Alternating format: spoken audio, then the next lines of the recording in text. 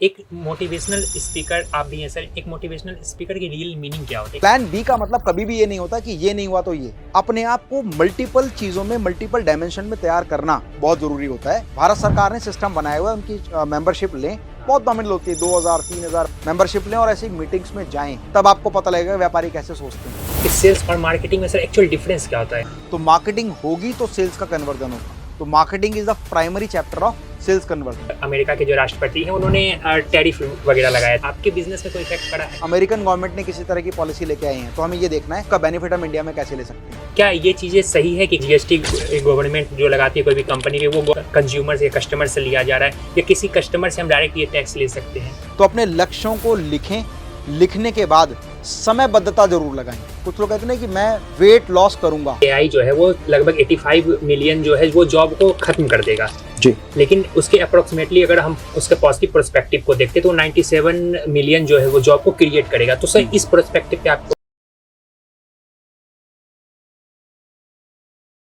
नमस्कार दोस्तों, मैं शुभम कुमार टॉक्स विद शुभम के एक नए पॉडकास्ट में आप सभी का स्वागत है। दोस्तों, मैंने कई सारे पॉडकास्ट तो किए हैं, लेकिन आज का जो पॉडकास्ट होने वाला है वो काफ़ी यूनिक और ख़ास होने वाला है। और इसका सबसे बड़ा कारण है हमारे आज के गेस्ट। मैं इसका सबसे बड़ा कारण यह नहीं कहूँगा कि गेस्ट जो हैं ये पहली बार आए हैं मेरे पॉडकास्ट में, बल्कि इसका सबसे बड़ा कारण है इनकी प्रोफाइल, जिनका इंट्रोडक्शन शायद मैं ना ही भी दूँ तो फिर भी आप इन्हें जानते होंगे। ये हमारे भारत देश के एक मशहूर motivational speaker, business trainer, businessman, YouTuber, author, कई सारी पर्सनालिटी के साथ ये हमारे साथ आज बैठे हुए हैं। मैं इनसे आपको रूबरू करवाऊंगा और इनसे सब कुछ जानेंगे जो आप आज यहाँ जानना चाहते हैं। तो सर, आपका स्वागत है हमारे इस पॉडकास्ट में। सबसे पहले थैंक यू सर। सबसे पहले तो आपका बहुत बहुत धन्यवाद बहुमूल्य समय निकालने के लिए। My pleasure sir. सर, इस पॉडकास्ट की शुरुआत करने से पहले सबसे पहले आपकी लाइफ जर्नी को मैंने जब पढ़ा तो वो काफ़ी अमेजिंग लगी कि जिस तरीके से आज आपकी लाइफ जर्नी जैसी रही है और जब आज जिस जगह पे आप हैं, तो सबसे पहले आपकी पूरी लाइफ जर्नी को जानना चाहूँगा। लाइफ जर्नी तो फिर अपने आप में एक बहुत बड़ी स्टोरी है ये। यस। मतलब मैं बहुत कट शॉर्ट में बताता हूँ। Yes sir. गवर्नमेंट स्कूल में हमने पढ़ाई की। पहली से 5वीं दिल्ली नगर निगम प्राथमिक बाल विद्यालय, जो एमसीडी का स्कूल होता है हमारे यहाँ पर, आपके यहाँ जिले का गांव का स्कूल होता है। Yes sir. फिर छठी क्लास से लेके 12वीं क्लास तक government boys senior secondary school, Lawrence road. हाँ। तो वो एक गवर्नमेंट बॉयज सीनियर सेकेंडरी राजकीय उच्चतर माध्यमिक हाँ। आदर्श बाल विद्यालय जिसको आप बोलते हैं। Yes sir. कॉलेज में गए तो पता लगा कि यार कॉलेज के लिए तो हैवी फीस चाहिए। हम्म। यहाँ शुरुआत हुई मेरे लाइफ के टर्निंग पॉइंट की। 12वीं तक थे तो पता ही नहीं चला, क्योंकि 3 रुपए 60 पैसे 3 महीने की फीस होती थी। Yes sir. 1 रुपए 20 पैसे पर मंथ फीस होती थी। तो कॉलेज की फीस थी 10-12 हज़ार रुपये। तो हाँ। हमने फादर से कहा कि मुझे कॉलेज एडमिशन लेना है। जब उन्होंने कहा ठीक है, इंतजाम हो जाएगा। देखिए, पेरेंट्स से बात करने से पता लग जाता है कि उनका है या नहीं। अगर वो कहते ठीक है फीस जमा कर देना कल, जब उन्होंने कहा इंतजाम हो जाएगा, तो मुझे लगा कि भाई शायद अवेलेबल नहीं है। यस। और मैं सोच रहा था कि क्या करें। तो मैं अपने घर के गेट के बाहर ही बैठा हुआ था, तो सामने वाला पड़ोसी गेट पेंट कर रहा था। जब उसको गेट पेंट करते हुए मैंने देखा, तो मैं सोच में डूबा हुआ था कि यार क्या करें क्या करें क्या करें। तो मेरे जहन में आया कि बहुत जगह दीवारों पर लिखा होता है कुछ ना कुछ, विज्ञापन लिखे होते हैं। हाँ। तो लास्ट में पेंट का डब्बा बच गया। मैंने वो खाली डब्बा लिया, उसमें थोड़ा सा मिट्टी का तेल डाला, पेंट को गाढ़ा किया, मतलब हल्का सा उसमें, और लकड़ी के ऊपर एक कपड़ा लपेटा हाँ। और दीवार पर लिख दिया ट्यूटर अवेलेबल फॉर अकाउंट। हाँ। क्योंकि मेरे हाईएस्ट मार्क्स थे अकाउंट्स में। मुझे लगा अकाउंट्स में हाईएस्ट मार्क्स भी हैं, हाँ। और 11वीं में भी 12वीं में मैंने अपनी सिस्टर को पढ़ाया है, तो मैं पढ़ा सकता हूँ। बस मुझे इतना पता था। और दीवारों पर लिख दिया ट्यूटर अवेलेबल फॉर अकाउंट। मेरे को होम ट्यूशन की कॉल आई। मैं बहुत शॉर्ट में आपको ये बात बता रहा हूँ कि होम ट्यूशन की कॉल आई, तो मैंने वहाँ पर बेस्ट देने का प्रयास किया। बच्चे को पसंद आया तो उसकी मदर ने मुझे फीस दी। जब फीस दी तो मेरे मन में एक जहन में एक ख्याल आया कि अगर मुझे एक बच्चा फीस दे सकता है, तो मुझे 10 बच्चे भी दे सकते हैं। अब मुझे करना क्या है कि सेम जो एडवर्टीजमेंट मैंने की थी उसकी क्वांटिटी बढ़ानी है। तो शाम को 7 से 8 ट्यूशन और 8 से 10 बजे पेंटिंग, वॉल पेंटिंग। धीरे धीरे मेरे पास कॉल्स बढ़ने लगी और मेरे लगभग 8 होम ट्यूशन मेरे पास हो गई 4 घंटे, मतलब ऑल्टरनेट क्लासेस में 4 घंटे पर डे। मुझे पहले ही साल समझ में आ गया कि अगर खुद पढ़ाऊंगा तो जा के पढ़ाना पड़ेगा और समय खत्म होता चला जाएगा। बिल्कुल सर। नेक्स्ट ईयर ही मैंने अपना इंस्टीट्यूट खोला, ज्ञान इंस्टीट्यूट। ये 2001 की बात है, 2000 की बात है। 99 में शुरू किया था, 2000 की बात है। फिर धीरे धीरे आगे बढ़ते गए, कोचिंग इंस्टीट्यूट बढ़िया चला। तो हम, मेरी सिस्टर थी वो भी पढ़ाने लग गई, तो हमारे 2 सेंटर हो गए। फिर उससे छोटी सिस्टर थी, नेक्स्ट ईयर वो भी आगे आ गई। 2001 आ गया। 2001 में ही हमने देखा कि टेक्निकल एजुकेशन बूम पर है। उस समय जेट किंग करके इंस्टीट्यूट हुआ करता था, जो कंप्यूटर का मदरबोर्ड रिपेयरिंग सिखाता था। तो भारत सरकार का एक इंस्टीट्यूट है, TRTC, tool room and training centre. वहाँ से मैंने मदरबोर्ड रिपेयरिंग सीखा। फिर किसी से मैंने मोबाइल रिपेयरिंग सीखा और मोबाइल रिपेयरिंग कोर्स कराना शुरू कर दिया। वो लाइफ का टर्निंग पॉइंट था पहला, कि कोचिंग पढ़ाते हैं तो 2-3 हज़ार फीस कमाते हैं, मोबाइल रिपेयरिंग कराते हैं तो 25-30 हज़ार रुपये कमाते हैं। बिल्कुल सर। और एक बैच में अगर 40 बच्चे हैं तो एक 12 लाख रुपए का बैच बनता है। सोचो, ग्रेजुएशन के फाइनल ईयर में आते आते मैं समझ गया कि पैसा कैसे बनाना है। धीरे धीरे उसका एक्सपेंशन करना शुरू किया तो मल्टीपल ब्रांच हो गई। 2009 के आते आते हम लोग 60 सेंटर के आसपास पूरे इंडिया में आ गए और एक एस्टेब्लिश ऑर्गेनाइज्ड कंपनी बन गई, ज्ञान institute of technologies private limited. 2009 में माइक्रोमैक्स आया तो इंडस्ट्री नीचे आने लगी। सबसे इंपॉर्टेंट है ये समझना कि इंडस्ट्री कब नीचे आएगी, जब आपका रेवेन्यू कम होना शुरू हो जाएगा सेम एफर्ट करते हुए भी। मतलब एफर्ट ज्यादा लग रहा है, रेवेन्यू कम आ रहा है, मतलब इंडस्ट्री नीचे जा रही है। और अगर खाली आपकी जा रही है तो आपको देखना है कि स्ट्रेटेजी क्या है जो मेरी गलत है। अगर सारी इंडस्ट्री नीचे जा रही है तो उसका मतलब इंडस्ट्री डिक्लाइन है। इंडस्ट्री को स्टडी करना हमने शुरू किया। 2012 में हमें लगा कि यार स्टील भारत का भविष्य होगा। एक जर्मनी के एक प्रोग्राम में मैं था वहाँ पर, तो वहाँ एक जो कॉन्फ्रेंस ले रहे थे उन्होंने बोला कि भारत का जो भविष्य है वो स्टील है। आप देखें, रेल के डब्बे से लेकर गेट ग्रिल रेलिंग तक, घर के बर्तन से लेकर हर जगह जहाँ मेटल का काम होता है मैक्सिमम काम स्टील का होता है। तो मुझे लाइन समझ में है कि भारत का जो भविष्य है वो स्टील में है। जब भारत के भविष्य स्टील में और भारत में हम रहते हैं तो हमारा भविष्य भी स्टील में है। तो यहाँ आकर मैंने स्टील के काम की शुभारंभ करने का प्रयास किया और बहुत चीजें सर्च करते करते मुझे मॉड्यूलर किचन पसंद आया। 2012 में हमने मॉड्यूलर किचन स्टार्ट किया क्योंकि मेरा पास्ट एक्सपीरियंस मल्टीपल यूनिट्स बनाने का था। तो 2015 आते आते हमने लगभग 12 शोरूम बनाए। 15 में पब्लिक लिमिटेड कंपनी फॉर्म की और जब पब्लिक लिमिटेड कंपनी फॉर्म की तो इन्वेस्टर्स आए, शेयर होल्डर्स आए और डायरेक्टर्स कंपनी में आए। फंड्स के साथ साथ नॉलेज भी, टेक्नोलॉजी भी हमारी कंपनी में आई और हमारा एक्सपेंशन और फास्ट हो गया। आज पूरे भारतवर्ष में हम लोग शोरूम चलाते हैं। 2024 में हमने काइबेक्स इनोवेशन यूएसए के साथ टाई अप किया और इंडिया की मैन्युफैक्चरिंग हमने ले ली।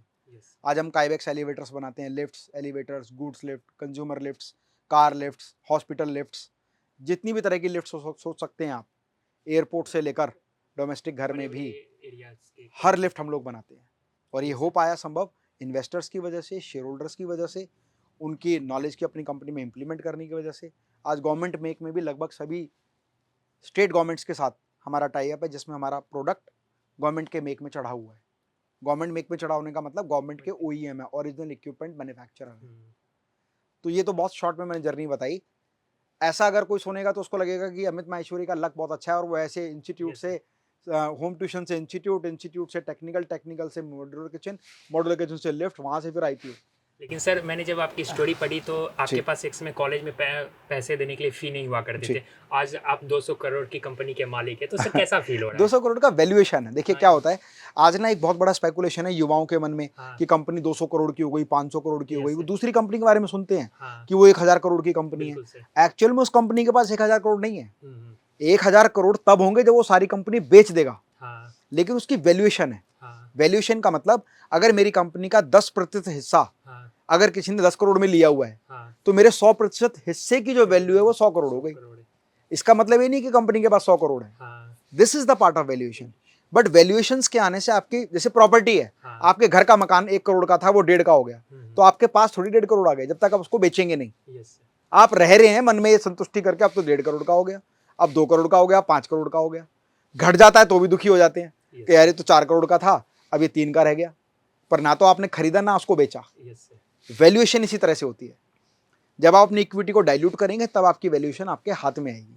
पर हमारी कंपनी की 90% इक्विटी आज भी हमारे पास में है। तो 10% की वैल्यूएशंस के हिसाब से हम लोग 200 करोड़ की वैल्यू को पार कर चुके हैं। बिल्कुल सर। और आप जरा अभी स्टोरी बता रहे थे अपनी सर, तो एक मोमेंट आया था सर जब कि आपने मोबाइल रिपेयरिंग सीखी, आपकी कोचिंग जबकि बहुत अच्छी चल रही थी। आज के यूथ को देखा जाता है कि जब वो कोई कुछ भी करता है तो वो दूसरे प्लेटफॉर्म पे आने को या सीखने को तैयार नहीं होता। उसे लगता है अरे मैं इसमें कंफर्टेबल हूँ तो मैं क्यों ही करूँ। तो आपने ऐसा क्या सोच के वहाँ से शुरुआत की? देखिए क्या होता है कि आप एक लेवल पे अगर आप आ जाते हैं और आप ये स्टडी नहीं कर पाते कि मेरी इस इंडस्ट्री में सैचुरेशन कब आने वाला है, तो जिस दिन उसमें सैचुरेशन आता है आप अचानक से डेड हो जाते हैं। बहुत इंपॉर्टेंट होता है कि आप जिस भी व्यापार में आप ये देखें कि क्या मैं सेम फार्मूला लगाकर और आगे बढ़ रहा हूँ और आगे बढ़ रहा हूँ, तो इसका मतलब इंडस्ट्री में ग्रोथ की संभावनाएं हैं। और अगर आप सब कुछ कर रहे हैं फिर भी आगे नहीं बढ़ रहे हैं तो समझो कि ये चेक करो कि क्या आपके कॉम्पिटिटर बढ़ रहे हैं। अगर आप भी नहीं बढ़ रहे, कॉम्पिटिटर भी नहीं बढ़ रहे और इंडस्ट्री भी नहीं बढ़ रही, तो समझ लीजिए इंडस्ट्री में सैचुरेशन आ चुका है। अब सैचुरेशन का इंतजार करते करते कि सब कुछ ठीक होगा, तो एक समय ऐसा आएगा जब आपकी मृत्यु हो जाएगी आपके व्यापार की। तो आपको सैचुरेशन आने से पहले ही ये डिसाइड करना पड़ेगा कि व्हाट इज नेक्स्ट, और नई चीज़ों को पहले से सोचना, समझना, जानना, उसको एक नया बीज बोना शुरू कर दें, ताकि जब वो पौधा पेड़ कटने की नौबत आए तब तक नया पौधा बन के तैयार हो जाए, है ना। तो हमेशा अपने कंफर्ट जोन से बाहर आओ। ये देखो कि जिस बिजनेस में मैं हूँ, जिस प्रोफेशन में मैं हूँ, उसके कंपैरेटिवली क्या सभी लोग उसी स्पीड से ग्रो कर रहे हैं, या मैं ही बहुत अच्छे स्पीड से ग्रो कर रहा हूँ। यदि नहीं कर रहा हूँ तो कौन सा ऐसे तरीके हैं जिसकी वजह से मैं ग्रो कर सकता हूँ। और यदि इंडस्ट्री ग्रो नहीं कर रही है तो ऐसा नहीं होगा कि आप बहुत ज़्यादा बूम कर जाएंगे। बहुत रेयर चांसेस ऐसे होते हैं। तो आप नई चीज़ों को ऑब्जर्व करो, उसको स्टडी करो, धीरे धीरे धीरे करके उसको सेट करना शुरू करो। मारवाड़ी कभी भी जॉब छोड़ के कभी व्यापार नहीं करता। वो जॉब करता है 8 घंटे 10 घंटे की, फिर घंटे घटा लेता है, कहते 8 घंटे का काम करूंगा, 2 घंटे अपना काम करूंगा, फिर 6 घंटे करता है, फिर पार्ट टाइम करता है। धीरे धीरे करके जब part time business full time business बनने लायक हो जाता है तब वो जॉब छोड़ता है। यही बात हर व्यापार पे लागू होती है। अगर आप नए व्यापार में जाना चाहते हैं तो पिछले व्यापार में आप जब ये देख लें कि हाँ मेरा नया सब कुछ सेट हो चुका है, बिना बहुत ज़्यादा रिस्क लिए आप नई इंडस्ट्री को अडेप्ट कर लें, तब पिछले को छोड़ते हैं तो आप ज़्यादा संभावनाएं होती है कि आप तरक्की करेंगे। बिल्कुल ये इंपॉर्टेंट है। अब मेरा सर अगला सवाल है कि अभी सर जैसे आपने बताया कि हाँ आपने एक बैकअप प्लान लेके चला कि हाँ जैसे आपकी क्लासेस, आपको लगा मोबाइल रिपेयरिंग सीखनी है मुझे, तो अभी सर क्या जब कोई यूथ जो होता है सर, मोस्टली आप भी बिहार से कनेक्ट करते हैं, तो मोस्टली वहाँ के यूथ जो होते हैं गवर्नमेंट जॉब के पीछे 5 साल 10 साल बर्बाद करते हैं, उसका कोई प्लान भी नहीं होता है। उनका ये विजन होता है कि अरे अभी तैयारी कर लेते हैं, 5 साल बाद देखा जाएगा क्या करेंगे। यहाँ पर ना थोड़ा सा कॉन्ट्रडिक्शन है। क्या होता है कि मोटिवेशन का लेवल ना सबका बिल्कुल डिफरेंट है। कुछ लोग कहते हैं कि असफल लोग प्लान बी को लेकर चलते हैं क्योंकि उनको ये विश्वास नहीं है कि वो प्लान ए पर सफल हो पाएंगे। बिल्कुल। अगर आप प्लान बी को लेकर चल रहे हैं तो एक दिन आपका प्लान बी ही प्लान ए बन जाएगा, क्योंकि आप ए में कामयाब नहीं होंगे। और जब जब उस ए के साथ आप बी लेके चलेंगे तो एक समय वो आएगा जब वो बी हर बार ए बन जाएगा। इसका मतलब आप ऐसे लोगों की बात सुन रहे हैं जो आपको वो बात बता रहे हैं कि या तो यही करूंगा नहीं तो मर जाऊंगा, या तो शादी होगी तो रेखा से होगी नहीं तो आत्महत्या कर लेंगे, है ना। तो ये नहीं होना चाहिए। प्लान बी का मतलब कभी भी ये नहीं होता कि ये नहीं हुआ तो ये। अपने आप को मल्टीपल चीजों में, मल्टीपल डायमेंशन में तैयार करना बहुत जरूरी होता है। आप अगर यूपीएससी की तैयारी कर रहे हैं, आप स्टेट किसी एग्जाम की तैयारी कर रहे हैं, साथ साथ अपनी नॉलेज को अपग्रेड कर रहे हैं। कैसे? आपने एआई से रिलेटेड कोई कोर्स कर लिया, आपने टेक्निकल एजुकेशन से रिलेटेड कुछ कर लिया, तो जरूरी नहीं है कि आप यूपीएससी छोड़ रहे हैं या अपना एग्जाम छोड़ रहे हैं, आप वो भी कर रहे हो। और एक्स्ट्रा स्किल, जैसे यूपीएससी करते करते आपने डांस करना सीख लिया, आपने गिटार बजाना सीख लिया, आपने पेंटिंग करना सीख लिया, आपने म्यूजिक सीख लिया, जैसे हॉबी होती है, ठीक उस तरीके से किसी भी एक प्रोफेशन को साथ साथ आप अगर करते हैं तो आपके पास एक पॉसिबिलिटी और होती है। आप देखो बहुत सारे लोगों को आपने देखा कि एमबीबीएस करने के बाद वो एक्टर बन गया, है ना, या एक्टर बनने के बाद उसने अपनी इंडस्ट्री खड़ी कर ली, आईएएस बनने के बाद एक्टर बन गए। तो एक्स्ट्रा करिकुलम एक्टिविटी के रूप में जब आप लेकर चलेंगे तो वो प्लान बी ही होता है एक तरह का।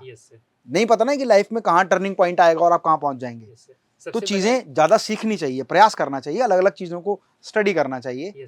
हो सकता है कि जब आप आईएएस ऑफिसर बन जाएं और आपके आने वाली जनरेशन में और कोई बेटा आपका इंडस्ट्रियलिस्ट बनना चाहे तो उसको बता तो सके कि बेटा इंडस्ट्री ऐसे सेट होती है। बिल्कुल सर। सबसे अच्छा एग्जांपल सर अभी विकास दिवकीर्ति सर का ले सकते हैं। उन्होंने आईआरएस क्वालिफाई करके फिर उन्होंने जॉब भी किया, जॉब के बाद में उन्होंने क्विट करके एज अ टीचर काम करना शुरू किया। बिल्कुल सर। तो लाइफ में टर्निंग पॉइंट आएंगे भाई, बिल्कुल, उसके लिए हमेशा तैयार रहना चाहिए। बिल्कुल सर। मैं भी सर यूपीएससी का प्रिपरेशन कर रहा हूँ, तो बहुत सारे लोग बोलते हैं कि अभी सिर्फ यूपीएससी पे ध्यान दो, ये जो एक्स्ट्रा मैं से एंकरिंग करता हूँ, इवेंट्स में पब्लिक स्पीकिंग करता हूँ, तो मेरा सर एक विजन रहा था कि जो लोग यूपीएससी की प्रिपरेशन करने के बाद जो तैयार होंगे उसके पास जो एक्सपीरियंस गेन करेंगे बाद में चल के, वो एक्सपीरियंस मेरे पास पहले होगा। तो आगे चल के मुझे वो चीज़ें फिर ढूंढनी नहीं पड़ेगी, जॉब मुझे कहाँ मिलेगा। अब मैं स्किल रखूंगा तो मुझे जॉब कहीं भी मिल जाएगा। तो वो विजन लेके मैं चल रहा था। और शायद मैं अगर नहीं, अच्छा भी है। आप देखिए कि कितने सारे ऐसे एस्पिरेंट्स होते हैं जो यूपीएससी एग्जाम क्लियर करते हैं, इंटरव्यू में रह जाते हैं। क्यों रहते हैं? Lack of communication, lack of personality, lack of delivery of content. भाई इंटरव्यू में तो यही होना है ना सब कुछ। उनका पर्सनैलिटी किस तरह का है, बात कैसे करते हैं, कॉन्फिडेंस कितना है। तो खाली एग्जाम क्रैक करना एक बात है, उसके बाद इंटरव्यू क्रैक करना दूसरी बात है। पर आप जिस तरह की एक्टिविटी कर रहे हैं आप उसमें माहिर होंगे, क्योंकि हर बड़े विशेष व्यक्ति के साथ आप बैठेंगे तो आपका वो कॉन्फिडेंस खुला हुआ होगा। जब आप इंटरव्यू क्रैक करने के बाद बड़े ऑफिसर के सामने बैठेंगे तो आप वैसे ही रिप्रेजेंट करेंगे। Yes sir. सर मेरा अगला सवाल है कि अभी आप जिस तरीके से बताया कि प्लान बी का होना जरूरी है हमें, और उसी के साथ हमें चलना चाहिए। आपके सर अगर इसी चीज़ को लेकर अगर हम बिजनेस पे आते हैं, तो आपने सर एक बिजनेस सेलेक्ट किया था सर स्टील उद्योग से रिलेटेड।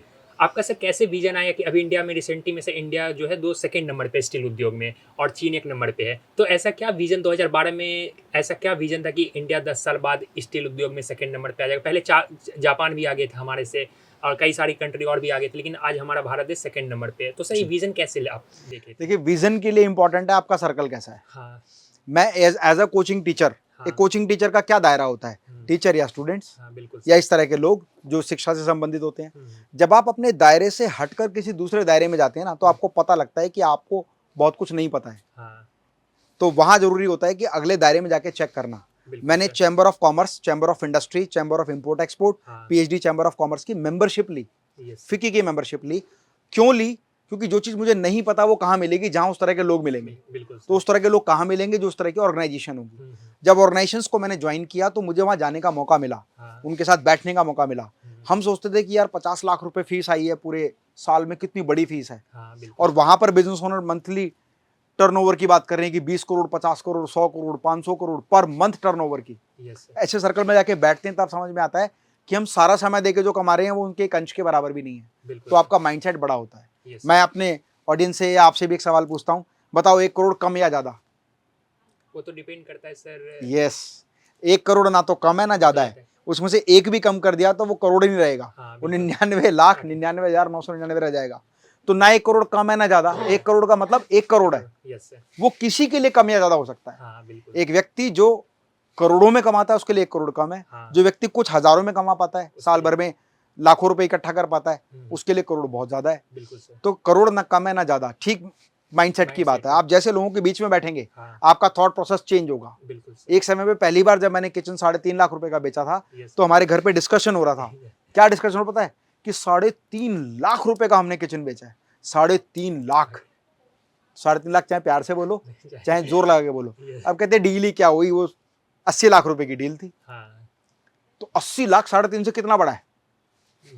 20 गुना है। Yes sir. लेकिन 3.5 लाख, तो उस टाइम हमारा माइंडसेट था तो हम उसको ऐसे बोल रहे थे। हाँ अब बोलते हैं 80 लाख रुपए की डील है, इसके लिए हम एग्जीक्यूटिव को भेज देंगे। हाँ तो ये क्या माइंडसेट है? माइंडसेट है 80 लाख उससे 20 गुना है। हम्म, तो जब माइंडसेट बदलता है, एक समय ऐसा आएगा जब हम करोड़ों की बात को ऐसे करेंगे कि यार 5 करोड़ की डील है, एग्जीक्यूटिव को भेज देते हैं। Yes sir.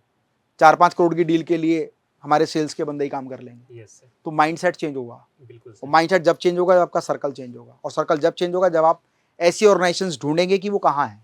बिल्कुल भारत सरकार ने इतना अच्छा बिजनेस सेटअप बना रखा है कि भारत सरकार ने इतने बढ़िया बिजनेस कम्युनिटीज बनाई हुई हैं। Chamber of commerce, chamber of industry, chamber of import export, FICCI, yes sir. इस तरह की बहुत सारे ऑर्गेनाइजेशन और स्टेट गवर्नमेंट की बहुत सारे ऑर्गेनाइजेशन हैं। Yes sir. जब आप वहाँ जाएंगे तो पता लगेगा कि यार हम ऐसे समुद्र में बैठे हैं जहाँ हर आदमी बहुत सैकड़ों गुना है। बिल्कुल सर। और मुझे ये फर्स्ट टाइम इंपोर्ट एक्सपोर्ट का ये ऑर्गेनाइजेशन भी था, ये मुझे फर्स्ट टाइम पता चला है। अच्छा, क्योंकि सर अब कहते हैं ना कि वैसे सर्कल से मैं कभी मिला नहीं, आपसे सीखने को मिल रहा है यहाँ पे।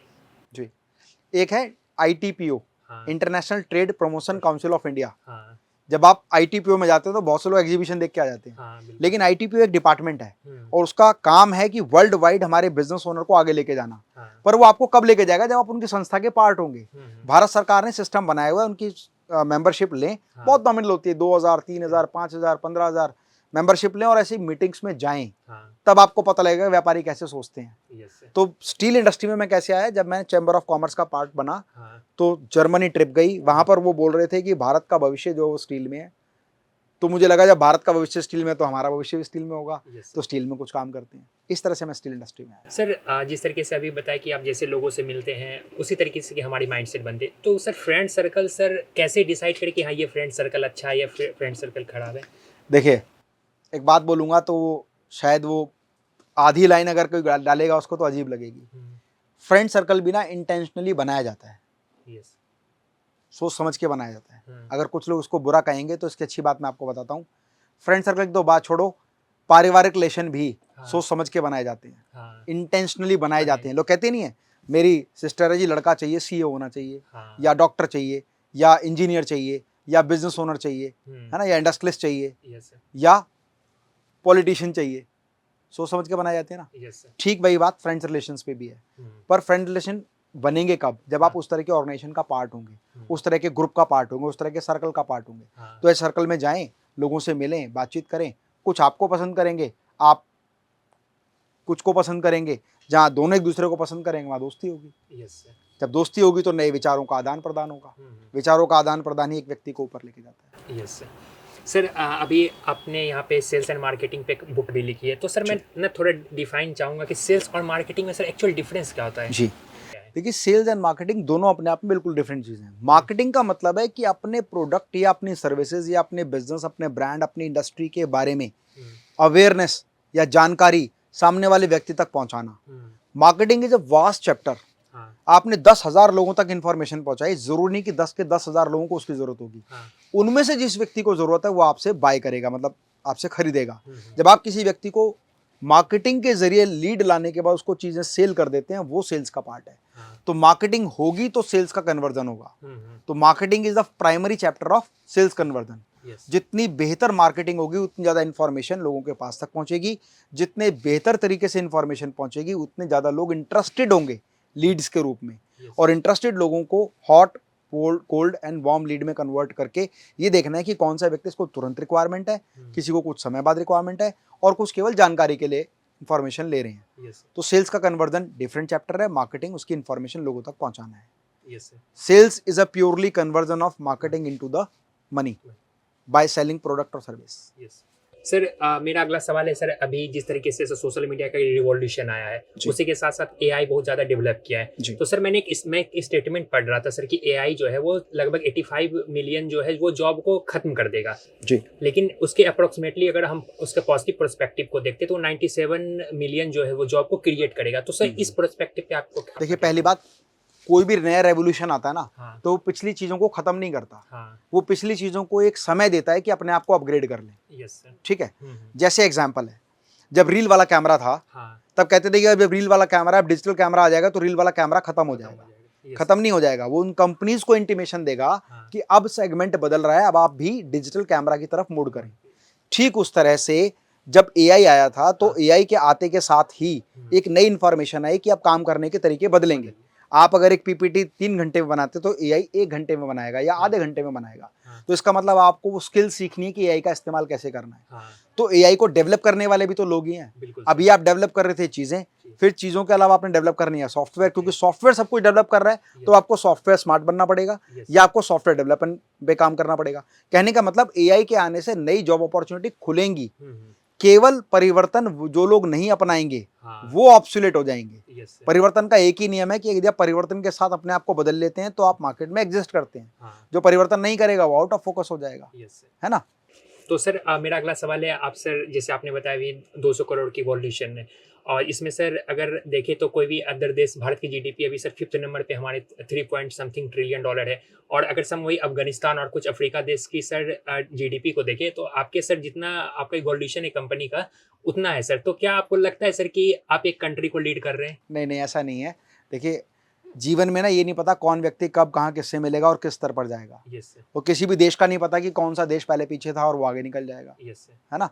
तो हमेशा ये सोचना चाहिए कि हम क्या बेहतर कर सकते हैं समाज के प्रति और देश के प्रति, लोगों के प्रति या अपने देश के प्रति, या जिस देश के लिए भी हम करना चाहें वहाँ हमारा कॉन्ट्रीब्यूशन क्या हो सकता है। We are not country maker, we are just a part of support, कि हम किसी भी देश को, किसी भी राज्य को एक सपोर्ट करें और वो आगे बढ़े। व्यापार एक ऐसा तरीका है जिसमें आप प्रोडक्शन के जरिए या सर्विसेज के जरिए या जो भी काम आप कर रहे हैं उसके जरिए एक रोजगार के अवसर पैदा करते हैं। इसीलिए तो हमारे भारत देश में भी अलग अलग सरकार अलग अलग व्यापारियों को अपने यहाँ बुलाती है कि आप हमारे यहाँ आओ, यहाँ व्यापार लगाओ, क्योंकि रोजगार की संभावनाएं बढ़ेगी। जब रोजगार होगा, उत्पादन होगा तो कंजम्पशन होगा तो सेल्स का वॉल्यूम बढ़ेगा। तो सेल्स के वॉल्यूम को बढ़ाने के साथ साथ गवर्नमेंट के टैक्स कलेक्शंस बढ़ेंगे। एक सच्चा व्यापारी वही है जो सरकार को टैक्स के रूप में ज्यादा सपोर्ट कर पाए, और जितनी ज्यादा सपोर्ट हम टैक्स के रूप में करेंगे उतना ज्यादा देश भी आगे बढ़ेगा। तो देश को सपोर्ट करने की बात कर सकते हैं, किसी कंट्री को हम लीड करें ये तो ऐसा सोचा भी नहीं है। अभी सर एक मेरा रिलेवेंट सवाल है सर, अभी आपका मार्केटिंग जो अमेरिका से इंटरनेशनल मार्केटिंग किसी न किसी तरीके से कनेक्ट है। अभी रिसेंटली में देखेंगे अमेरिका के जो राष्ट्रपति हैं उन्होंने टैरिफ वगैरह लगाया था, जो एक्सपोर्ट वगैरह पे टैरिफ, इंपोर्ट पे टैरिफ लगाए थे। तो सर क्या उससे टैरिफ लगाने के बाद सर आपके बिजनेस में कोई इफेक्ट पड़ा है? हाँ बिल्कुल पड़ेगा प्रभाव। कोई भी देश जब किसी भी तरह की टैक्स पॉलिसी लेकर आती है तो उसका प्रभाव उस प्रोडक्ट के प्राइस पर पड़ता है।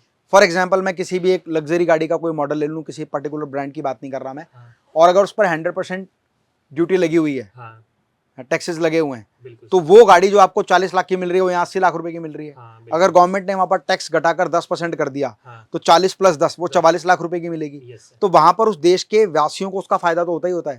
प्लस देश में ये भी हो सकता है कि 10% मतलब टैक्स घटाने की वजह से वहां का जो रिवेन्यू वो बढ़ना शुरू हो जाए। हाँ, ज्यादा टैक्स की वजह से भी कई बार उस देश का ट्रेड नहीं होता है। हाँ, तो टैक्स पॉलिसी ना गवर्नमेंट डिसाइड करती है। हाँ, मैं केवल अपने जीवन में एक बात मानता हूं, जिन चीजों में हम इंटरफेयर नहीं कर सकते उन चीजों में डिस्कस करना भी वेस्टेज ऑफ टाइम हाँ, है ना। तो राइट तरीका क्या है कि अगर अमेरिकन गवर्नमेंट ने किसी तरह की पॉलिसी लेके आई है तो हमें हाँ। ये देखना है उसका बेनिफिट हम इंडिया में कैसे ले सकते हैं। हाँ, कोई बात नहीं, अमेरिका ने इंडिया के लिए टैक्स बढ़ा दिया ना, हाँ, बिल्कुल। दुबई के लिए तो नहीं बढ़ाया। नहीं। तो सीधा सीधा कंपनी आपकी अगर दुबई में भी है हाँ, तो यहाँ अमेरिका से आप दुबई बाय करते हैं और दुबई से उसको इंडिया में शिपमेंट कर लेते हैं, यस तो आपको दुबई का टैक्स 0 टैक्स लगेगा।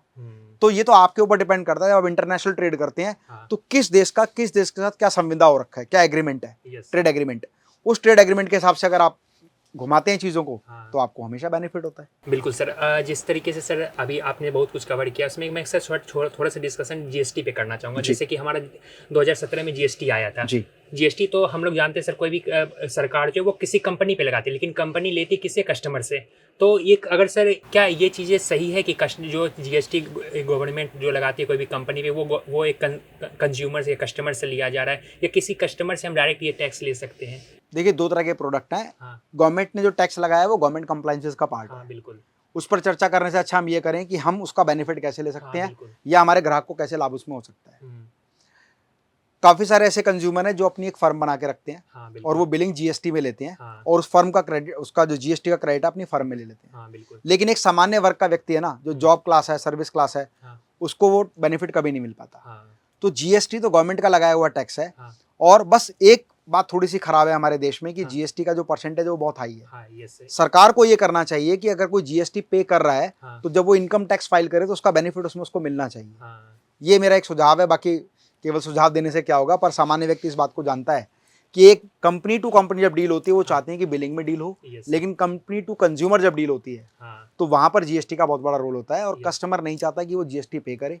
Yes. इसीलिए 2 तरीके हैं, या तो अपनी कंपनी को इस तरह से डिजाइन करें कि आपका प्रोडक्ट कस्टमर को फील ही ना हो कि इसमें जीएसटी चार्ज कर रहे हैं, हाँ। इंक्लूडिंग टैक्स है। हाँ, बट कंपटीशन के इस दौर में 18% जीएसटी या GST 28% जीएसटी ऐड करके रखना, यस। तो जो स्मॉल स्केल प्लेयर है वो आपके बिल्कुल बिजनेस को सर। खा जाएगा। हाँ, इसीलिए थोड़ी सी प्रॉब्लम तो है, पर कंज्यूमर को भी ये समझना चाहिए कि जब वो जीएसटी पे करता है तो उसको उस प्रोडक्ट से रिलेटेड सारे राइट्स, हाँ। सारे बेनिफिट, सारे उसके पास जो फेवरेबल पावर होती है वो यहाँ पे सारी मिलती है। सर सरकार तो ये भी कर सकती है, हम तो सब्सिडी भी देते हैं, तो एक तरीके से उसका सपोर्ट भी तो देखिए, एक तरीके सभी से। चीज़ों पर सब्सिडी नहीं है ना। हाँ। देखिए, 2 तरह के प्रोडक्ट हैं, एक नेसेसिटी गुड, हाँ, फिर बिल्कुल सर। एग्रीकल्चरल, हाँ, और फिर उसके बाद luxury. luxury। When the people are talking about luxury, हाँ। तो गवर्नमेंट कहती है आप पहले ही सारा लेवल पार कर चुके हैं, हाँ, तो आप जो करेंगे वो फुल टैक्स पे करेंगे, हाँ, 18% और 28%, और होना भी चाहिए यस, क्योंकि इनकम जो लेवल है वो बिल्कुल पार कर चुके हैं। यस।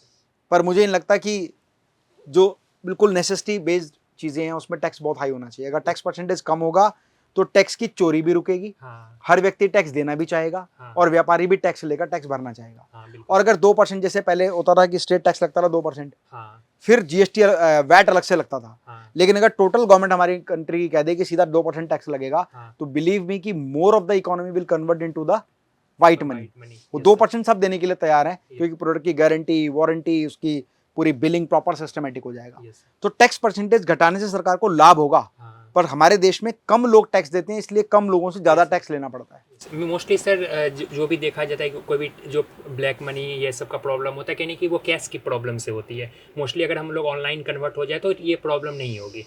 जी, तो मेरा सर आपने सारी चीज़ को कवर किया। मेरा यहाँ से आपका सर आगे का आने वाले 5 साल बाद आप अपने आप को कहाँ देख रहे हैं और आपका क्या विजन है आगे का? अगले 5 साल भी अपने आप को भारत में ही देख रहा हूँ मैं, लेकिन एक बिजनेसमैन के बता पर्सपेक्टिव देता से हूँ। अपने बिजनेस। देखिए, मैं ना अपनी लाइफ में एक रोड मैप लेके चलता हूँ हाँ, और हमेशा मेरे पास रोड मैप बहुत लंबा होता है। हाँ, मैं रोड मैप शुरू करता हूँ 1999। हाँ। मेरा एक न्यूज़पेपर में आर्टिकल आया था, हाँ, उस आर्टिकल में पूरा रोड मैप ही छपा हुआ था। हाँ, देखो, मेरी लाइफ के ना फंडामेंटल बिल्कुल क्लियर है। Yes sir. मैं रोड मैप हमेशा लंबे समय का और शॉर्ट टर्म का दोनों का बना के रखता हूँ। एक पेपर मेरा होगा, न्यूज़पेपर, वो दीजिएगा।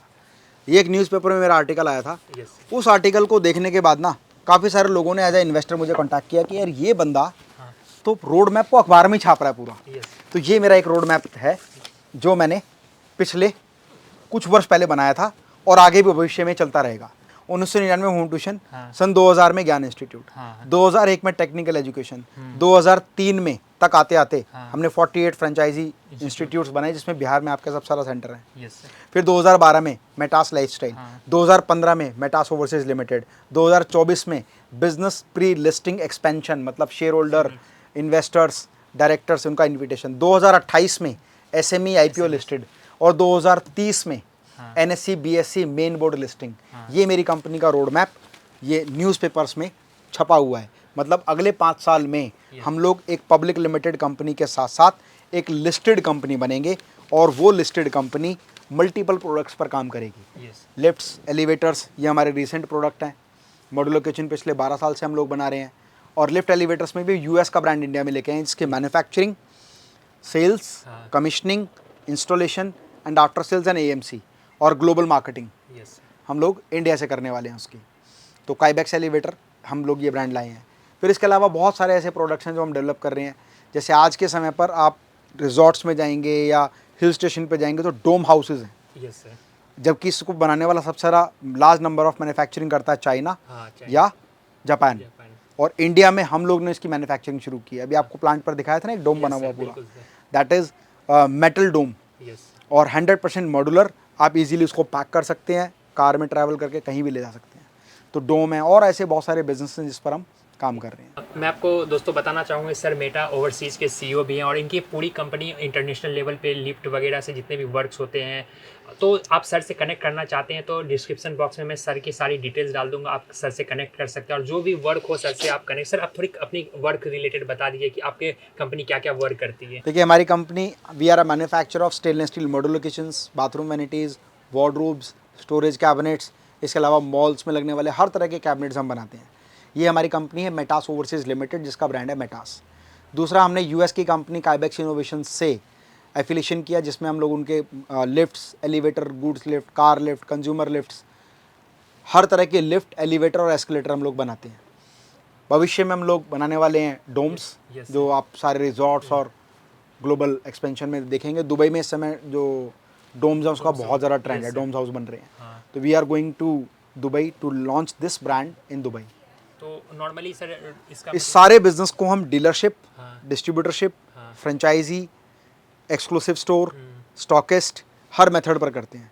तो हम ना केवल कंज्यूमर को दे रहे हैं, बल्कि B2B सेगमेंट में franchisee model, dealership model, distributorship model, C&F model, super stockist model, हर मॉडल पर काम करते हैं। बिल्कुल सर। आप बिल्कुल जो भी लोग सर से कनेक्ट करना चाहते हैं, सारे डिस्क्रिप्शन बॉक्स में डिटेल्स डाल दूंगा, आप कनेक्ट कर सकते हैं। और सर की प्रोफाइल तो वैसे भी गूगल पे आप सर्च करेंगे डॉक्टर अमित महेश्वरी, तो आपकी प्रोफाइल सर की मिल जाएगी। सर मेरा सवाल कंप्लीट हो चुका, मेरा रैपिड फायर राउंड है, तो मेरा कुछ सवाल है सर जी। एक मोटिवेशनल स्पीकर आप भी हैं सर, एक मोटिवेशनल स्पीकर की रियल मीनिंग क्या होता है? एक मोटिवेशनल स्पीकर को अगर वन वर्ड में डिफाइन करना चाहिए। किसी भी व्यक्ति के जीवन में एक नई आशा, नई उम्मीद जगा के उसको हासिल करने का लक्ष्य अगर किसी व्यक्ति को दे सकता है, हाँ। तो वो व्यक्ति रियल में एक मोटिवेशनल स्पीकर है। सर कहा जाता है दिल्ली जो है वो दिल वाले होते हैं, दिल्ली वाले जो होते हैं, तो दिल्ली को आप सर एक वर्ड में कैसे डिफाइन करेंगे? दिल्ली को एक वर्ड में डिफाइन, हाँ। सपनों का शहर भी है। सपनों का। सर आपकी sir favourite book? Law of attraction. आपकी हॉबी? जिम। जी हाँ सर। आप मैं आपको बताना चाहूँगा सर, एक फिटनेस ट्रेनर भी हैं और काफ़ी नहीं, I am not a fitness trainer, I am a fitness freak. मैंने अपने आप को ट्रांसफॉर्म किया, वही मेरे लिए सबसे इम्पोर्टेंट है। सर आप सोशल मीडिया पे लोगों को सिखा रही है, तो एक ट्रेनर का ही काम हो सकता है। नहीं, ट्रेनिंग नहीं, मैं जो करता हूँ ना, देखिए मुझे ऐसा लगता है कि लोग ना रियल लाइफ एग्जांपल से ज़्यादा इंस्पायर होते हैं। हाँ बिल्कुल सर। मतलब सलमान खान से इंस्पायर होने की अपेक्षा वो मैरी कॉम से लोग ज़्यादा इंस्पायर होंगे कि उसने रियल लाइफ में कैसे कन्वर्जन किया है। बिल्कुल सर। है ना? तो मुझे ऐसा लगता है कि मैं जब फिटनेस की वीडियोस बनाता हूँ, तो वो लोग देखते हैं कि यार ये बंदा कर सकता है तो हम भी कर लेंगे। बिल्कुल सर। ये 45 प्लस में कर सकता है तो हम भी कर लेंगे। हाँ। ये बिजनेस करते करते कर सकता है तो हम भी कर लेंगे। हाँ। मैं सिर्फ यही मैसेज देना चाहता हूँ कि अगर मेरे जैसा व्यक्ति कर सकता है तो कोई भी कर सकता है। Yes sir. सर आपके 64 फेल्योर रहे हैं आपका स्टार्टिंग में, तो सर उसे आपने कैसे हैंडल किया? 64 फेलियर्स नहीं रहे, 64 टाइम एक प्रपोजल रिजेक्शन रहा है। मतलब ऐसा नहीं कि मैंने 64 चीज़ें को ट्राई किया और फेल हो गया, नहीं। मैंने कोई भी चीज़ जो ट्राई की ना, उसको अचीव किया है। कभी भी मैंने सेगमेंट चेंज नहीं किया, लेकिन एक ही प्रपोजल बार बार रिजेक्ट होता है। सपोज मैंने आपको, भाई वो तो आज सेल्स में भी होता है, आप 10 लोगों से मिलते हैं, उनमें से एक सेल्स की डील क्लोज होती है, तो उसमें 9 टाइम रिजेक्शन होता है।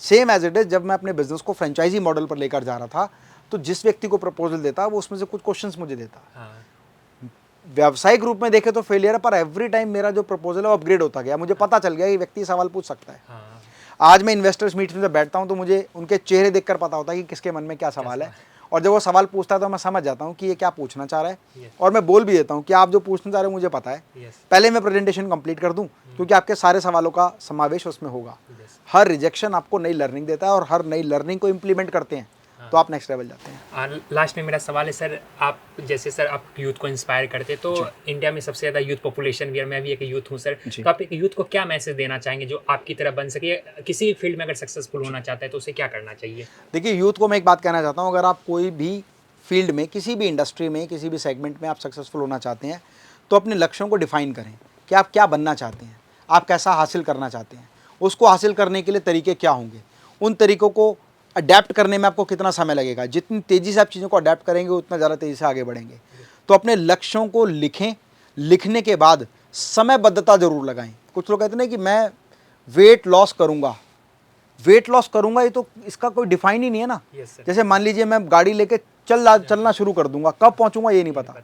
तो आपको ये पता होना चाहिए कि वो आपको कब हासिल करना है। लक्ष्य बनाने से लेकर लक्ष्य हासिल करने तक की तिथि निर्धारित जो करेगा वही व्यक्ति उस लक्ष्य को हासिल कर पाएगा। बिल्कुल। तो अपने लक्ष्यों को लिखें और कंप्लीशन डेट जरूर लिखें कि मैं इसको कब पूरा कर लूँगा। जैसे मैंने कहा कि 6 मंथ में, 18 मंथ में 6 पैक एब्स बनाऊंगा मैं, है ना, 18 महीने में 6 पैक एब। फिर मैंने कहा कि 18 महीने में एक लीन बॉडी, फिर मैंने बनाया 90 दिन के अंदर एक मस्कुलर बॉडी और ह्यूज मस्कुलर बॉडी। हर बार अलग लक्ष्य बनाते हैं और लक्ष्य निर्धारित करते हैं अंतिम तिथि के साथ। इस तारीख को पूरा करना है तो आप आसानी से अचीव कर पाते हैं। बिल्कुल sir, thank you so much sir हमारे इस पॉडकास्ट में आने के लिए। तो दोस्तों मैं सबसे यही कहना चाहूँगा कि सर की वीडियोस को सर के चैनल पे ज़रूर जाके विजिट करिएगा। काफ़ी इंस्पिरेशनल वीडियोस सर बनाते हैं और काफ़ी अमेजिंग चीज़ें बताते हैं। तो मैं यही कहना चाहूँगा इस वीडियो को ज़्यादा से ज़्यादा लोगों के साथ शेयर करिए और सर से ज़रूर कनेक्ट करिए, काफ़ी कुछ आपको सीखने को मिलेगा। सर आपका बहुत बहुत धन्यवाद। बात पूरी करने के लिए आपने पूछा ना कि लक्ष्य के बारे में, तो बात पूरी करता हूँ अपनी लाइन को कंप्लीट करके कि लक्ष्य कठिन हो, लक्ष्य कठिन हो तो पाने में मज़ा आता है, हिम्मत की हद से टकराने में मज़ा आता है। समुद्र की अथाह गहराई, समुद्र एक ऐसी चीज़ की गहराई नाप नहीं सकता कोई भी। समुद्र की अथाह गहराई पसंद है मुझे और आसमान की अनंत ऊंचाई पसंद है मुझे। समयबद्धता के साथ जीत जाने में मज़ा आता है। लक्ष्य कठिन हो तो पाने में मज़ा आता है, हिम्मत की हद से टकराने में मज़ा आता है। तो लक्ष्य जब हासिल करना चाहेंगे तो परेशानी आएगी, लेकिन एक चीज़ मान के चलना, अगर आपने लक्ष्य हासिल करने के लिए प्रयास पूरा किया तो वही होगा जो आप चाहते हैं। इसीलिए मैं अपनी कविता में कहता हूँ कि फिर सब मन माफिक होगा। हर व्यक्ति चाहता है ना जो मैं सोच रहा हूँ वो हो जाए, पर जो हो जाए, जो सोच रहे हैं उसको करने के लिए बहुत कुछ करना पड़ेगा। कि फिर सब मन माफिक होगा, ना घबरा भूचालों से, एक राह निकल कर आएगी, बस चिंतित हो सवालों से। आज अंधेरा घना सही, आज अंधेरा घना सही, और आगे कुछ भी दिखे नहीं, कल रोशन होगा उजालों से। ना घबरा भूचालों से, मेहनत कश इंसान अगर तू, सपना एक सजाएगा, थोड़ी ताकत और लगा बस, सब तुझको मिल जाएगा। बढ़ा कदम और आगे चल बस, अरमा पूरा हो जाएगा, और मंजिल उनकी राह देखती जो आगे कदम बढ़ाएगा। फिर सब मन माफिक होगा, ना घबरा भूचालों से, एक राह निकल कर आएगी, मत चिंतित हो सवालों से। बहुत बहुत शुक्रिया दोस्तों आप सभी के प्यार के लिए, और थैंक्स टू यू सर कि आप इतना बहुमूल्य समय निकाल कर आए और हम लोगों ने बहुत। सर मुझे अच्छा लगा कि सर जिसको मैं मोबाइल पे सुनता था, वीडियोस में देखता था, आज मैं उनके साथ पॉडकास्ट कर रही हूँ, मेरे लिए सौभाग्य की बात है। Thank you sir, my pleasure sir. Thank you, thanks to everyone.